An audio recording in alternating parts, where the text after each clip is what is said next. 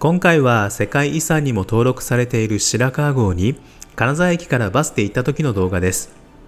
白川郷には豪雪地帯ならではの勾配の急な三角屋根の合掌造りの家が数多く残り、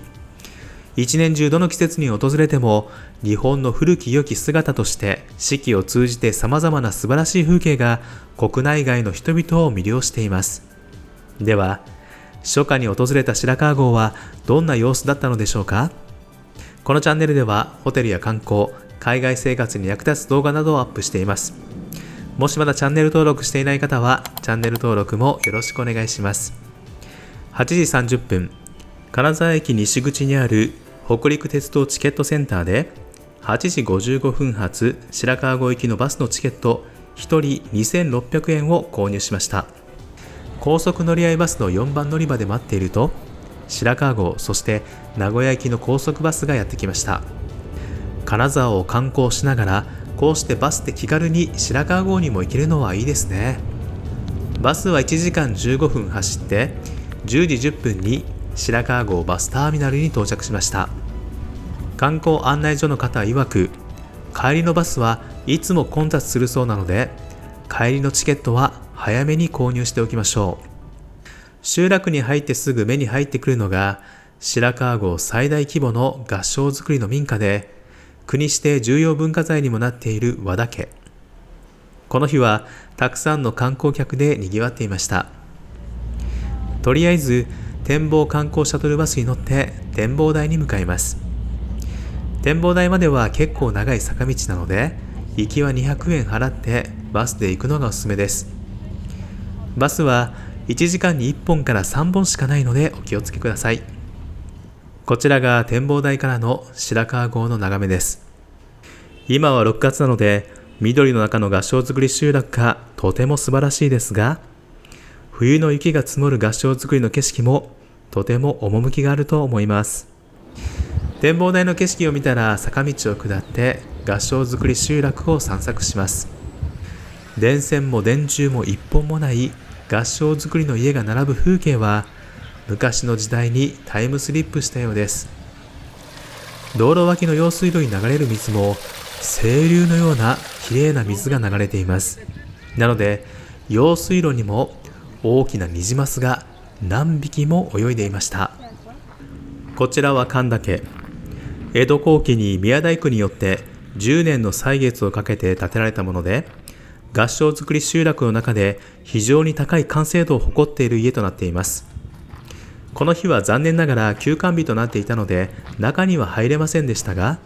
中では一年中いろりを炊いていて、いろりの鉄瓶で沸かしたお湯で入れた自家製の野草茶を楽しめるそうです。目の前にあるとても綺麗な池には錦鯉が優雅に泳いでいました。それにしても合掌造りの家は周りの山の風景と見事に調和していますね。古き良き日本の素晴らしい田舎の風景を楽しみたい方は、この景色をぜひ見に来てください。今度は出会い橋を渡って向こう岸へ向かいます。下の流れている川もとても綺麗な清流です。橋を渡ったら合掌造り民家園があります。こちらは入園料1人600円です。ここは県の重要文化財の9棟をはじめ25棟の合掌造りを保存・公開しています。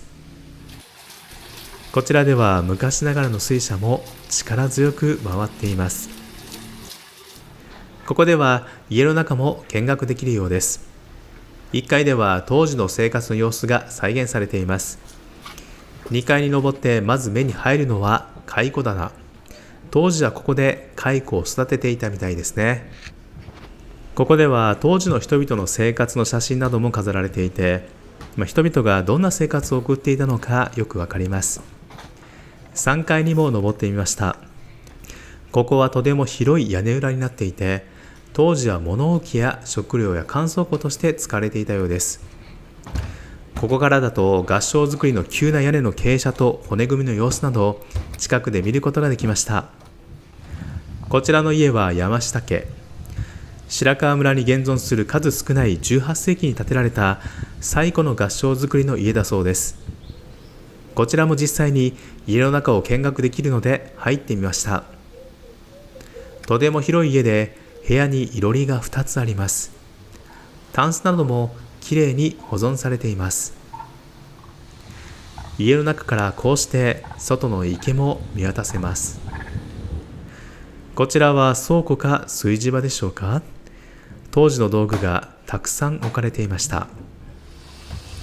こうして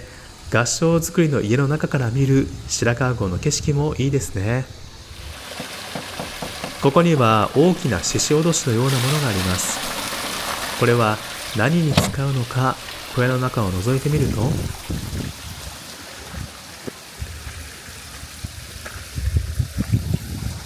水の力で臼に木が打ち付けられる仕組みになっています。これは県の重要文化財の臼小屋で、当時は脱穀や粉をひくのに使っていたそうです。自然の力を上手に利用していたんですね。園内には池と小さな滝もあるので、暑い季節に来てもこの辺りは涼しくて気持ちいいです。他にも当時の厳しい生活を紹介するビデオなども上映されていて、豪雪地帯に住む当時の人々の生活や苦労の様子なども説明されていました。昔ここに住んでいた人たちの苦労を知ると身につまされる思いがしました。合掌造り民家園の見学を終えて、また出会い橋を渡ってバス停の方に戻っていきます。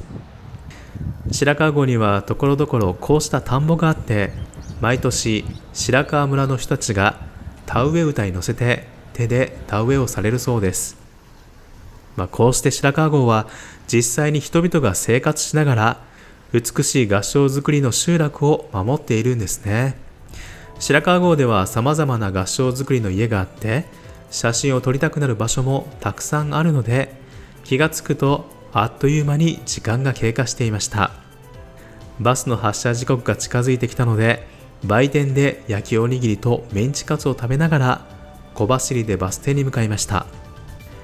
13時50分、帰りのバスに乗って金沢に帰ります。本当は白川郷でゆっくりお昼ご飯を食べたかったんですが、散策に時間がかかり、3時間40分の滞在時間では食事の時間が取れませんでした。次回白川郷に行くときは、もう少し時間の余裕を持って帰りのバスのチケットを取りたいと思います。こうして金沢駅から1時間15分、バスに乗って気軽に白川郷にも行きますので、